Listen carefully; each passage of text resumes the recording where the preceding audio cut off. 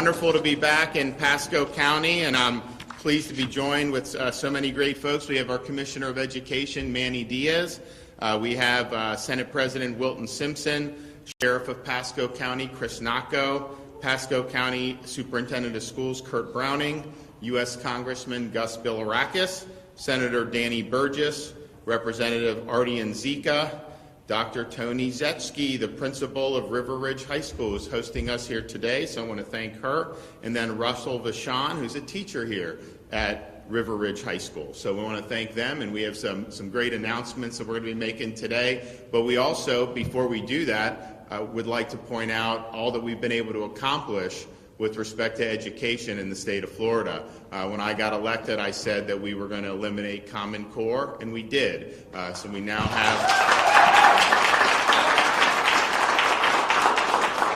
we've now implemented really strong BEST standards that focus on core academic learning, and something that will, I think, serve the students of Florida very well. We said that we would eliminate the FSA, and we did.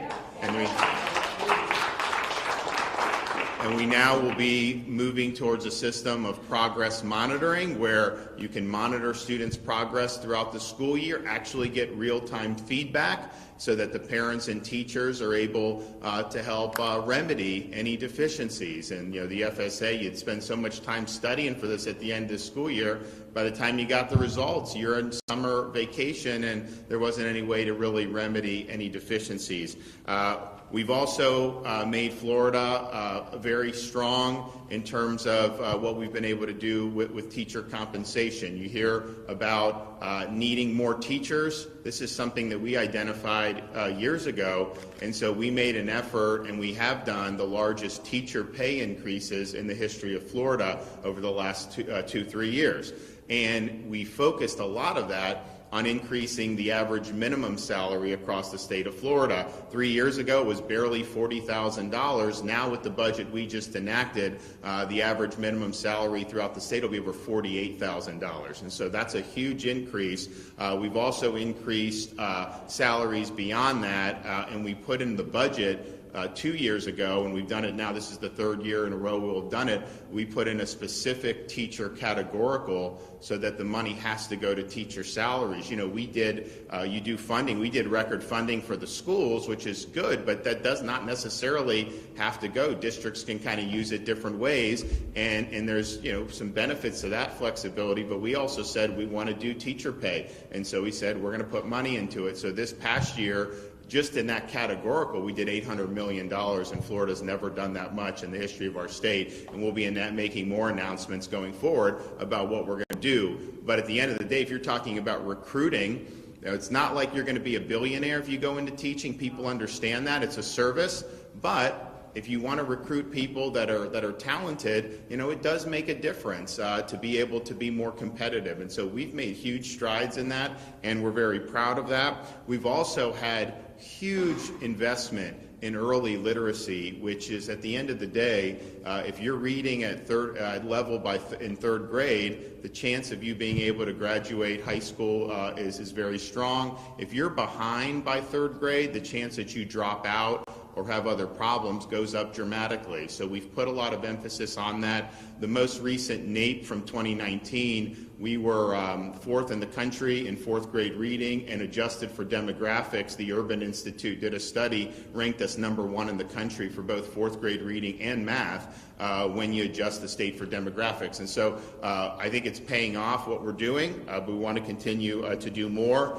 We've also done an emphasis on American civics, making sure that students have an understanding of what it means to be an American, understanding where our rights come from, understanding how the Constitution is structured, understanding how all those ideas have been important in various periods of American history, from the American Revolution through the Civil War, World War II, Civil Rights Movement through the Cold War, and also having an effort to show how America is different than other systems. And so I signed legislation dedicating November 7th as a day to honor the victims of communism.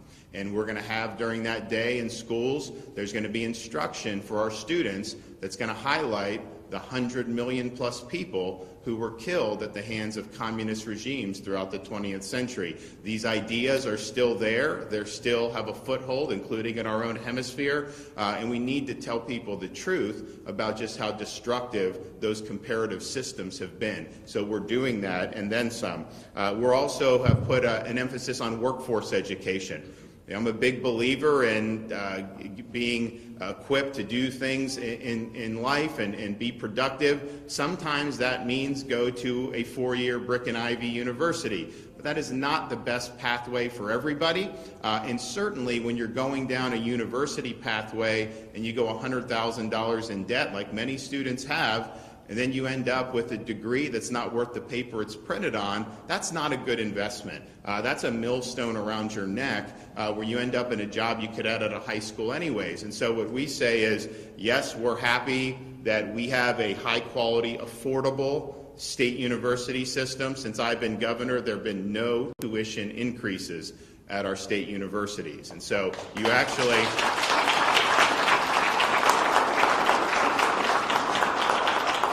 People are shocked when they say, some of and the tuition, it varies, within a certain range, but you're looking at between $5,800 and $6,400 for in-state tuition. That's unheard of pretty much anywhere in the country. And so we believe that you need to be able to get a high-quality education that's affordable for every family.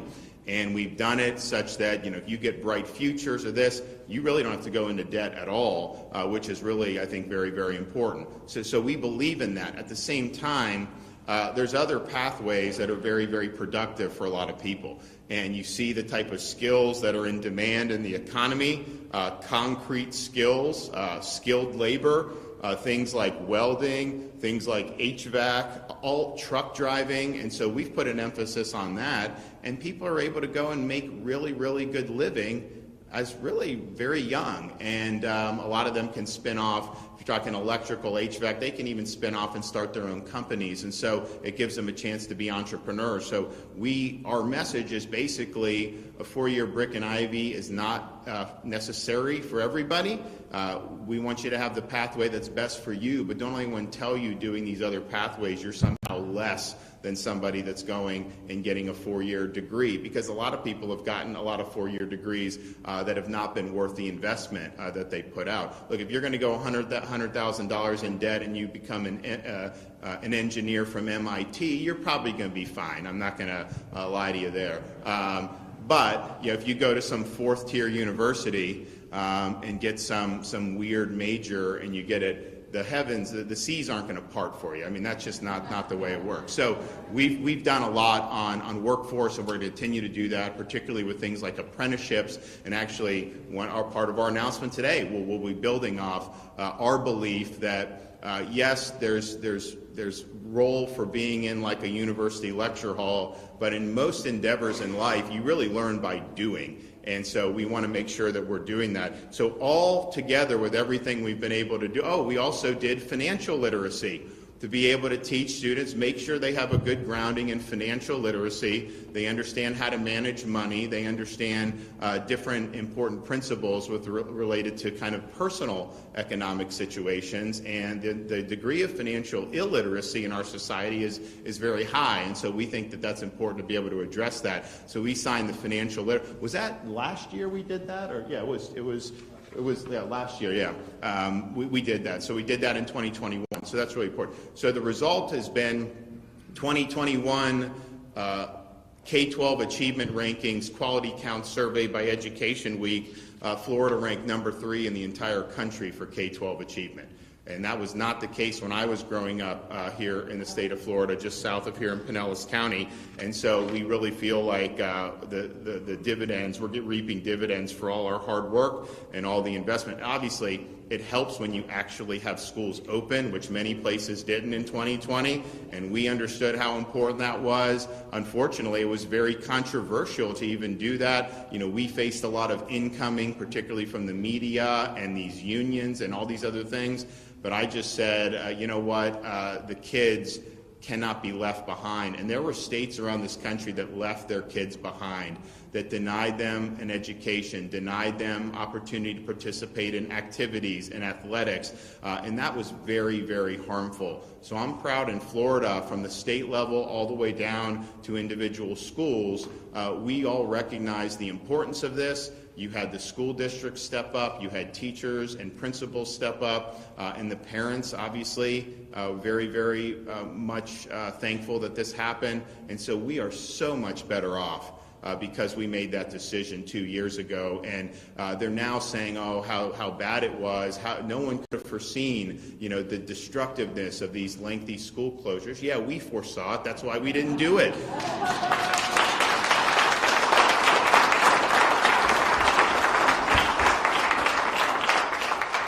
So we recently signed legislation. So when we focused on the salaries, we wanted to do, we did salaries for every teacher, but we really focused on raising that average minimum so that we could recruit more teachers, because we understood that there was going to be a need for more.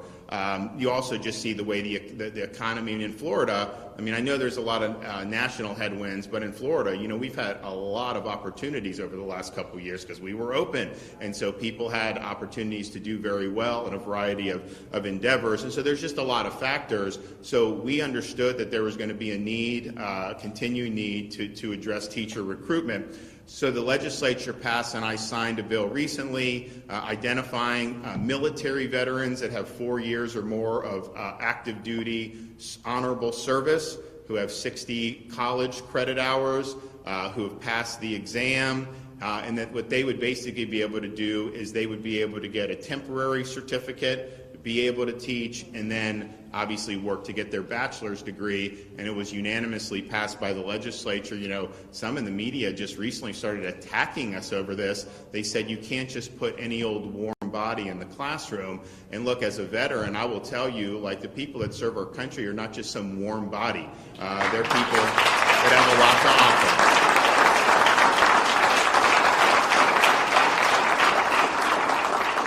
So we're proud of that. We think it makes a lot of sense. And Manny will tell you, we have interest in people that are applying.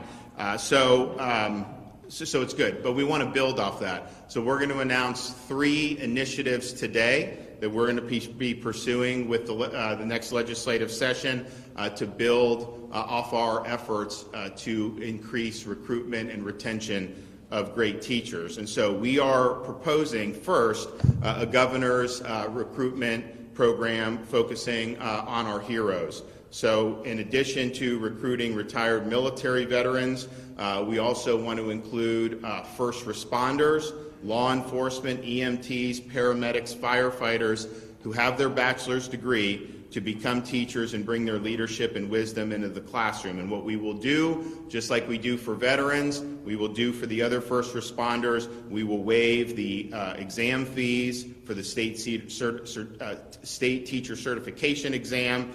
And if you do sign up under this program, those teachers will be eligible for a $4,000 bonus to be able to serve. And if they teach courses that have really acute shortages in those subject matters, they'll get another $1,000. And so that'll be a $5,000 bonus for first responders who go in to those. And so some of the areas where we've been short, science, ESE, reading, and those are all very, very important. And so we believe that the folks that have served our communities have an awful lot to offer. And we've got people that have served 20 years in law enforcement. They retire, and some of them are looking for kind of the next chapter in their life. Same with the military. Got people that join when they're 18, and they're retired with 20 years before they're 40 years old. Well, they're not going to just sit around on their hands. They want to do something. So we want to provide a pathway. We want to incentivize them being able to help. The second proposal that we have.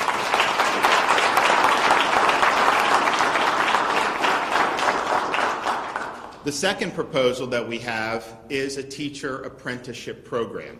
And I believe that the teachers that become great teachers don't become great teachers because they're sitting in some university lecture hall listening to some professor bloviate. I don't think that's what makes a teacher great. I think what makes a teacher great is actually being there, doing it, watching experienced teachers and see what they do that works, working directly with students. And it's something that you acquire skills as you're doing it. So we believe apprenticeships are a huge part of that. So we are going to have a teacher apprenticeship program that will allow Floridians with their associate's degree to get professional experience teaching in the classroom under the mentorship of an experienced teacher. So they will spend 2 years teaching under the leadership of a high-quality teacher mentor to gain real-world classroom experience. The apprentice will then go on to receive the bachelor's degree, and the teacher mentor, for every apprentice that they have, the mentor will get a $4,000 bonus. And so spending time in the classroom, being taught from a professor is fine, but spending time in the classroom where you are watching somebody that has experience and you have hands-on experience, that is really what's going to make. So we believe in doing, and we believe in learning by doing, and this is going to be a great program, and it will obviously be a great boon to experienced teachers who want to participate in this and want to help mentor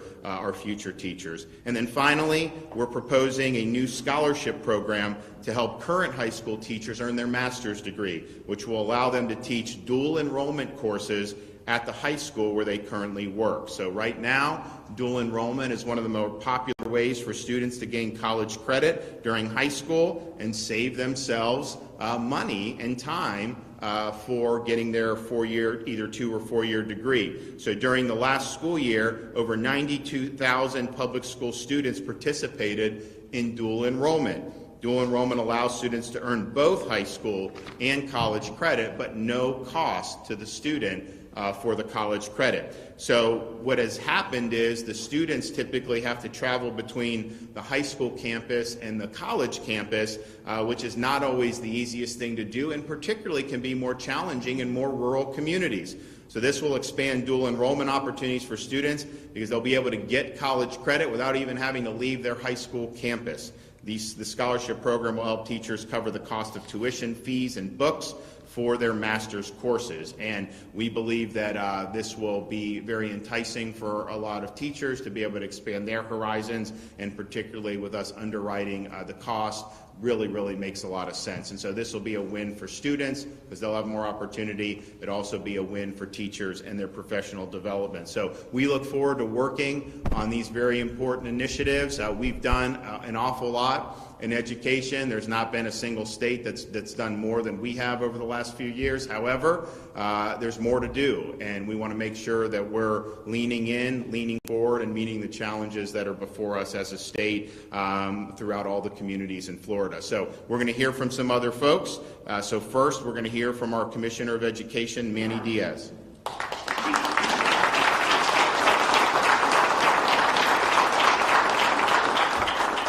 Thank you, Governor, and it's great to be here in Pasco County and seeing the schools are open. Superintendent, it's great to see schools open.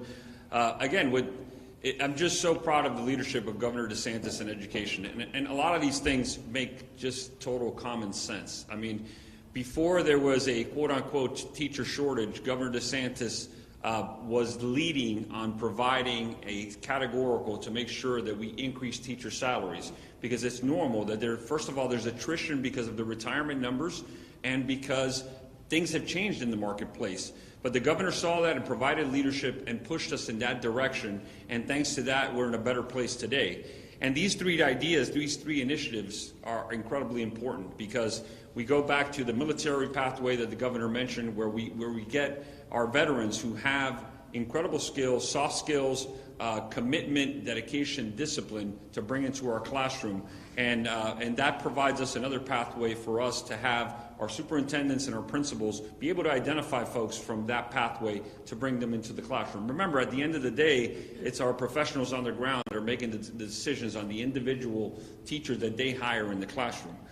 But we're so lucky to have a governor that understands this and is pragmatic about it. In having the opportunity to now piggyback on the military pathway to provide bonuses to entice veterans to come in, and not just veterans, but Sheriff, maybe we may be going back into these rows behind you to recruit some of your folks to come into education with these bonuses.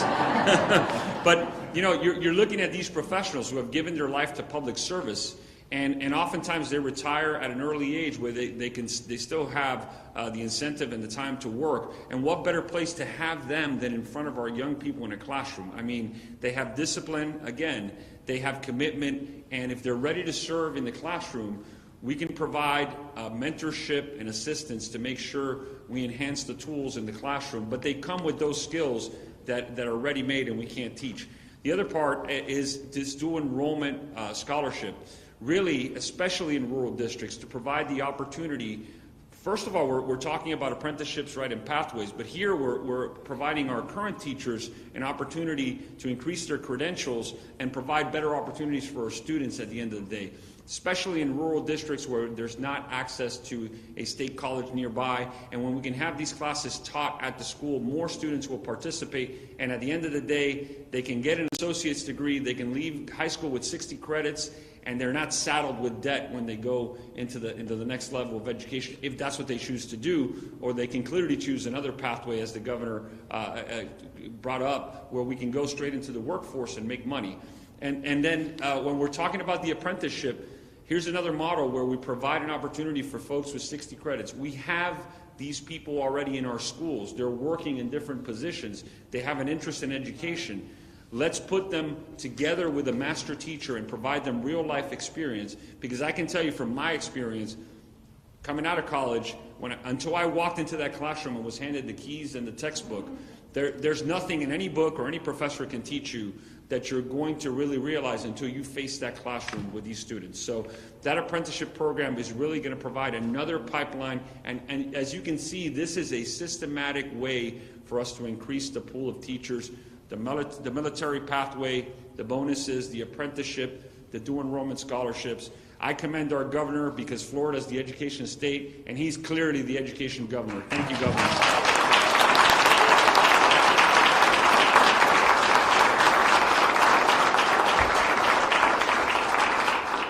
You know, we just enacted the law enforcement recruitment bonuses, and so someone comes down from NYPD, Chicago, these places where they're just being treated horribly, they come down, they get a $5,000 bonus for any municipal, county, state, any of our agencies, they're able to go. So I know there's been a lot of interest in that, but you may have a situation, you'll have maybe someone come in law enforcement and get the $5,000 bonus, serve 5 years, and then they could potentially go into school and get another bonus and do that. And so we think we're really putting our money where our mouth is, to really focus on people that have the servant's heart, that are willing to go out there and serve their communities, and we think that means a lot. Okay, someone that has served our community in a variety of ways. We have Russell Vachon.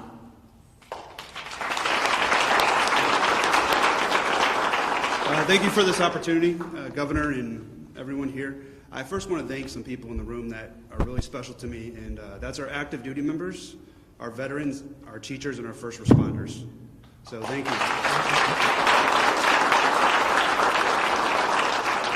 I'm here, we talk about pathways, and I wanted to share a story because it's really close to my heart.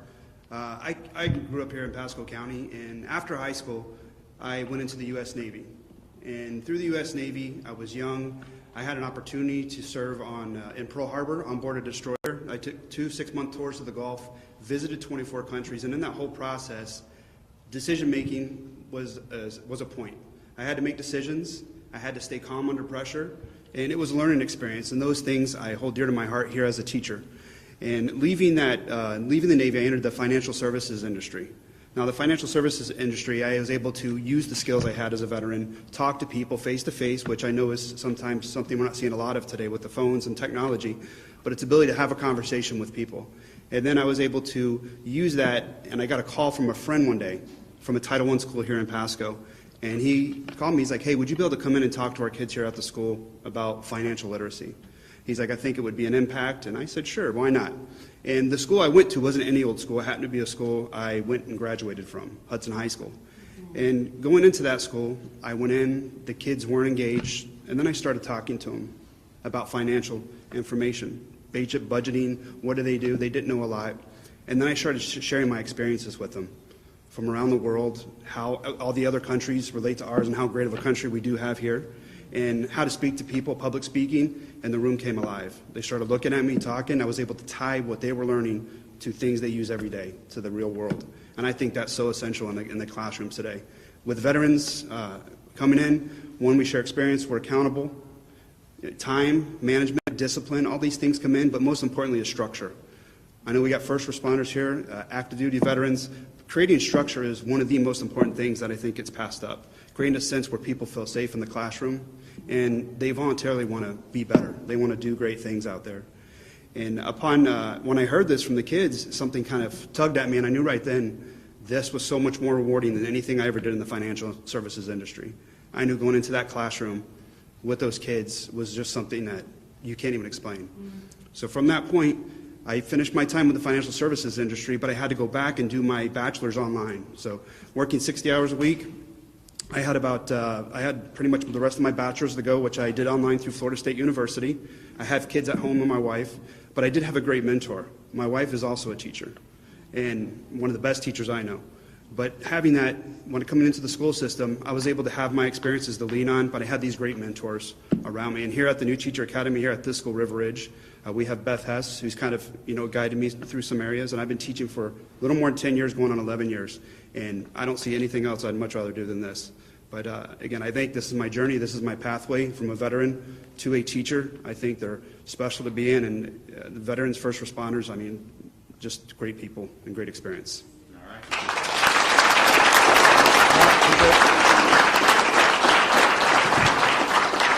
So, God blesses us. It's another great day in Pasco County.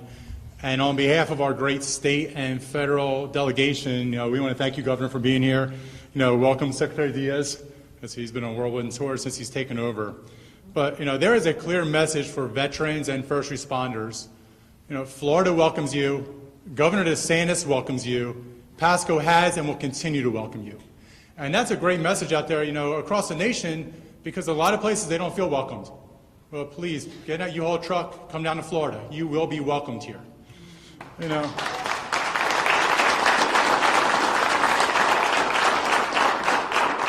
I know we're talking about teachers today, and yeah, Secretary, you're not stealing any of our law enforcement officers from us.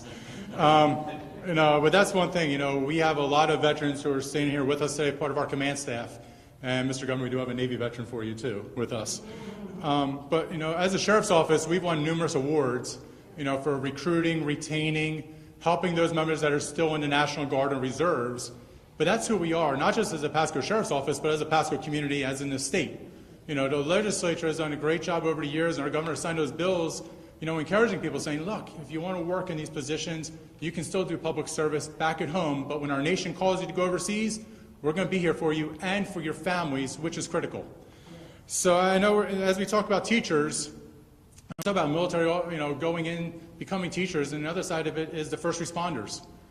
And so I know there's a lot that have served their time, and they're looking for a change, or said, hey, I'm going to retire, I want to move on.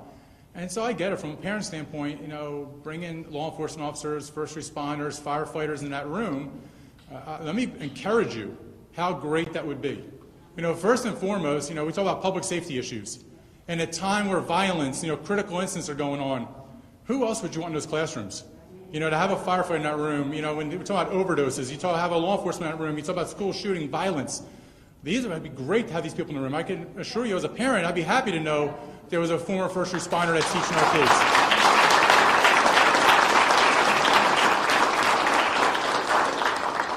There's a lot of kids that need mentoring out there. There's a lot of kids that are, in tragic homes and situations. And so, to have a first responder and have a law enforcement officer be able to, talk to them about, the cell phone. Hey, let me tell you from a real world experience, if you stay on that cell phone, you meet the wrong people, what path you're going to be on. That's what grabs their attention, because you're giving them a real world experience. The other one too is from a law enforcement perspective, I can tell you, we go into tragic situations. We go into those domestic scenes in the middle of the night. We go where there's overdoses. We go where, there's been a homicide or something bad has happened, and there's a child sitting there. And, we have a great partnership with our school district where we call up the school district and let the teachers know, hey, we want to let you know this child's been in a tragic situation. But now you're putting law enforcement officers, firefighters who have been in those situations that can mentor those kids, and say, hey, I know what you've probably been through last night. I've been on those calls. Let me help you through it. Because if we don't think mental health is not an issue in our state and our country, we're absolutely wrong. And we have to help these kids out.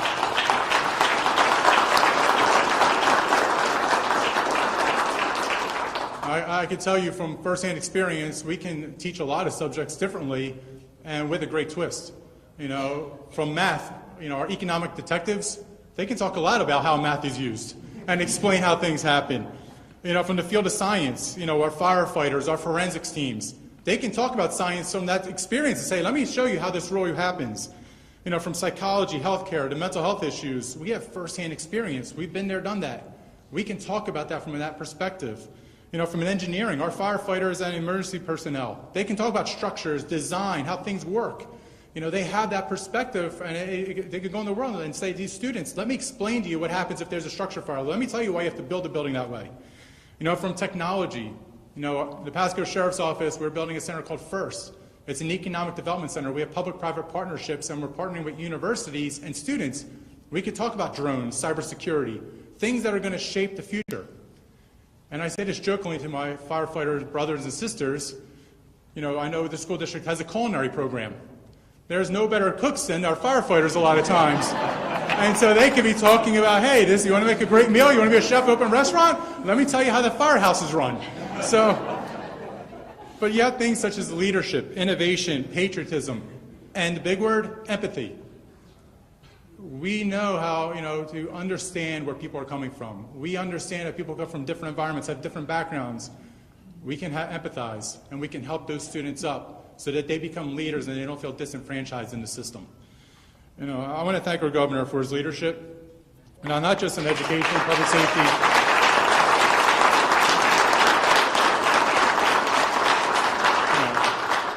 Economic development, everything he's doing, he's leading Florida. That's why Florida is the best state in the union, and we have the best governor in the union, because of what he's doing.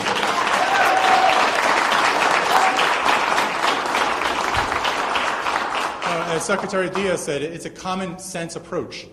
That's what everybody's calling for. It's common sense. Common sense to put, you know, if we can have retired veterans come into the classrooms, why not? It makes sense.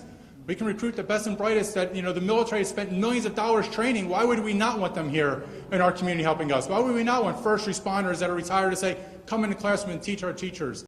You know, overseas, they spend millions of dollars because the teaching profession is held to the highest esteem.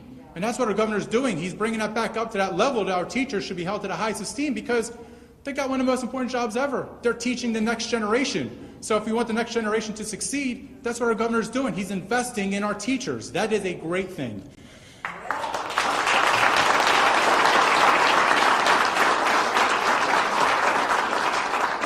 I'll leave it at this. You know, Pasco, every day we keep improving, and Florida keeps improving as a whole because of our governor. And we are blessed to have him. We thank you, Governor, for being here in Pasco County.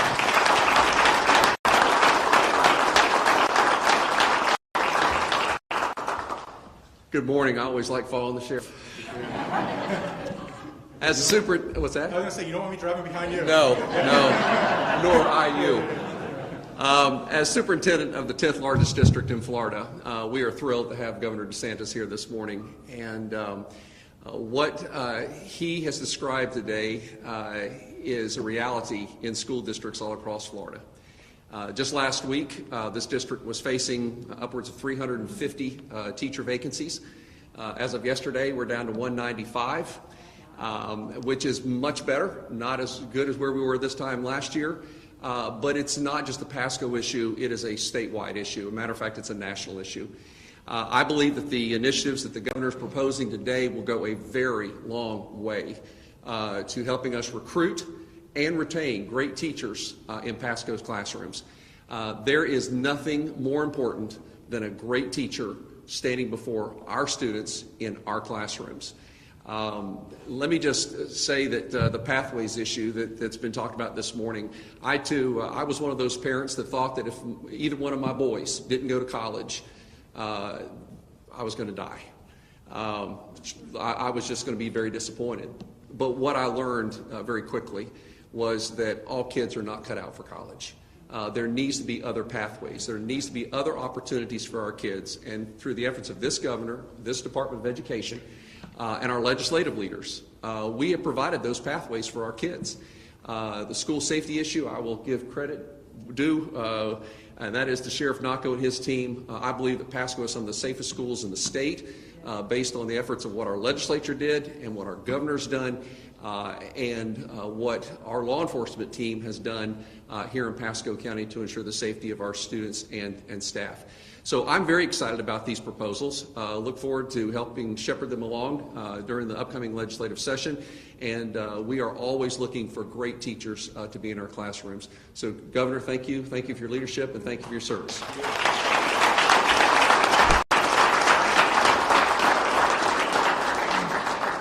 Well, thanks so much. We're excited about this. I think it's going to make a difference. And, you know, as Kurt said, this is a nationwide issue.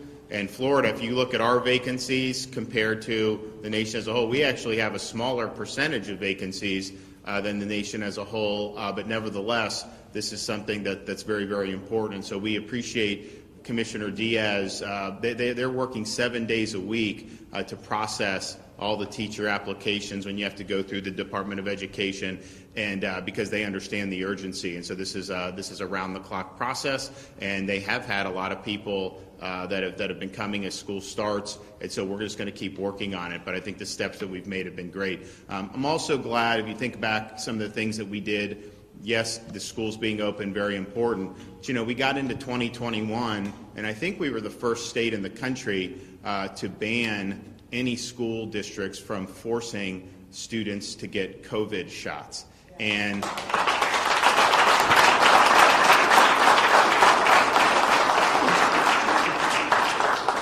our view basically was just, look, you know, these kids are incredibly low risk.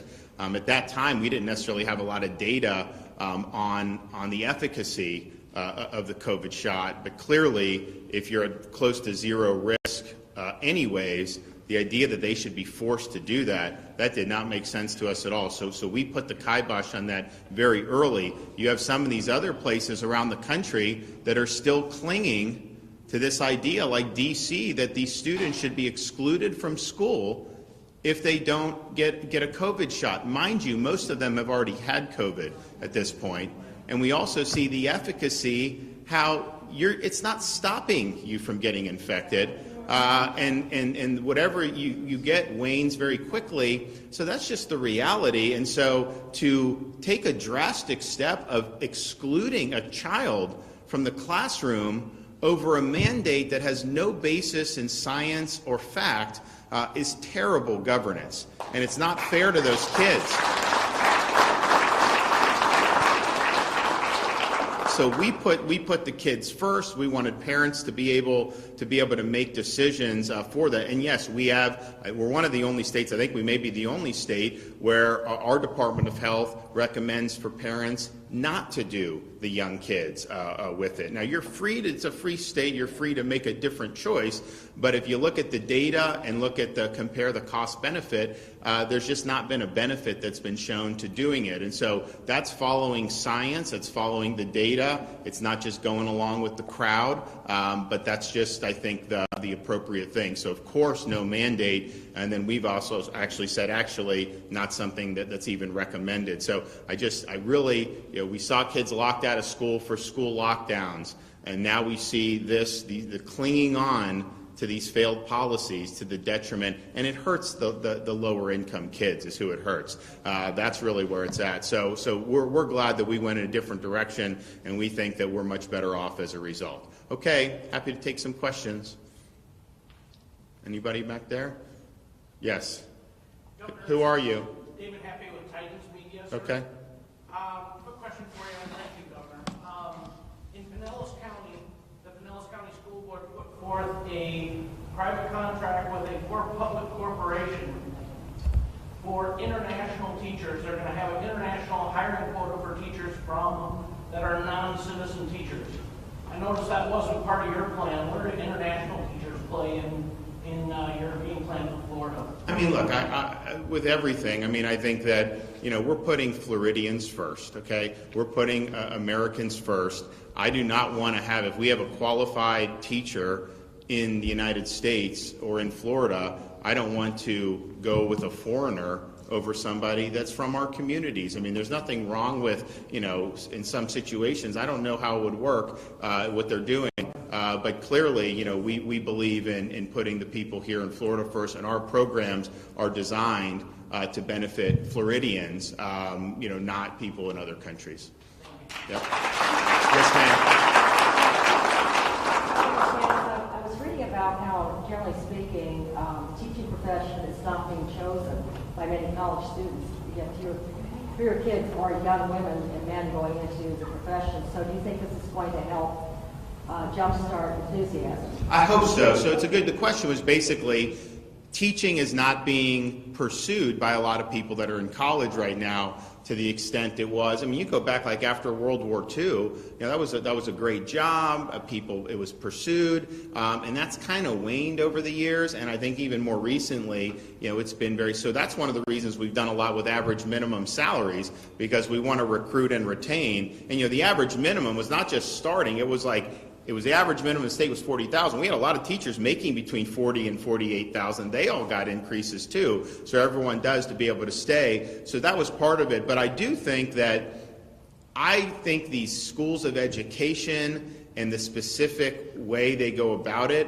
I don't think is the right way to do it. I don't think these ed schools have been proven to be effective. I think what you do is you get people that have proficiency in core academic disciplines, and then you have them go in.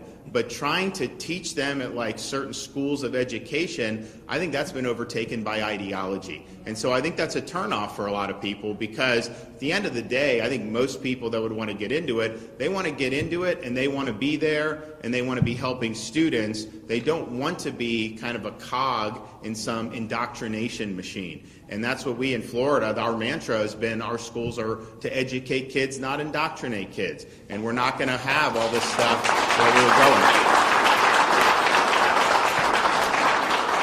And so hopefully what we're doing is saying that teaching is not about learning, quote, education in college or university. It's really about having proficiency in subjects and then learning on the ground about how to do it. And the thing is, you can have people that do well in a college course. Some of them, they get in front of the classroom and they're not up to snuff. There's other people that may not have had as high a grade point average in university courses, but they have real energy and they connect with the students and they just do a really good job. And so that is something that I think you can't really judge on an academic transcript, but certainly we would prefer people with real world experience and academic proficiency in the core subjects they're teaching, English, math, science, not saying, I went to the school of education somewhere and they taught me kind of how to teach, because, I've seen that and I've been very underwhelmed by it. And as I said, I think that that's really been a magnet for a lot of ideology. And at the end of the day, if you look what's happening in our society, you see institutions being infected with ideology at the expense of facts and reality. And we're fighting this thing with the medical board because they want to do sex change operations for minors. So a 14-year-old cannot get a tattoo, but somehow you could have you're talking about they will do mastectomies, they will do stuff at the bottom, which is very, very problematic and irreversible. And, these are kids that are going through a growing time in their life. There's a lot of different factors. And most of the dysphoria resolves itself by the time they become adults. So why would you disfigure a minor to be able to do? And so, but this is something that the medical establishment is globbed onto as something that is about, opportunity. I don't even know how they're couching it. But other countries have gone down this road. In Europe, they recognize this was damaging these kids and they've reversed course, because they've actually followed the data. So we're following the data on it, and basically what you have is a lot of ideology that is trying to be put into medicine, and that's very, very dangerous. And I think you see it in other things too. Obviously, some of the COVID response, if you listen to some of these people about what they said would do. Remember they said if everyone wears a mask for 6 weeks that COVID will end? They told us that. That was a lie. okay? And if they believe that, then they're not competent to be in those positions. They said that school closures were necessary. They were wrong about that. They said you had to force mask kids. It was very devastating. The American Society of Pediatrics actually had things on their website talking about how important it is for young kids to have facial cues and all this stuff. When the masking craze hit, they took all that down off their website.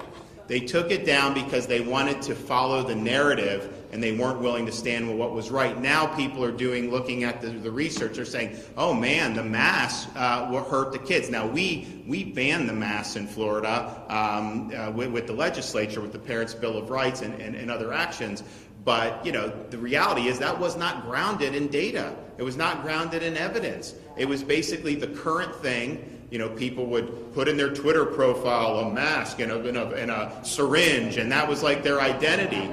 And it was ridiculous. They lied to us about the mRNA shots. They said if you take it, you will not get COVID. That is false.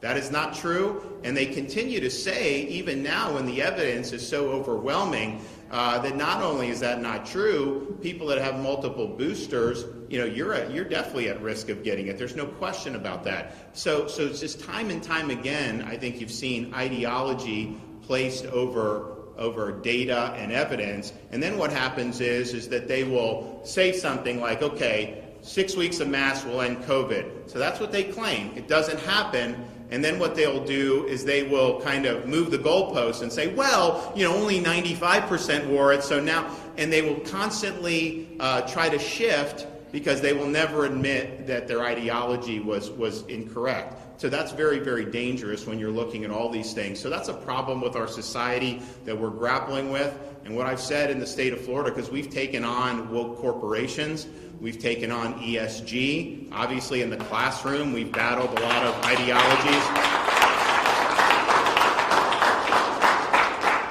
But what I've said is that the state of Florida is the place where woke goes to die. We are not going to let this state. We're not going to let this state descend into some type of woke dumpster fire. We're going to be following common sense. We're going to be following, facts, and that's just really, really important. So anyways, thank you guys for being here. God bless you all.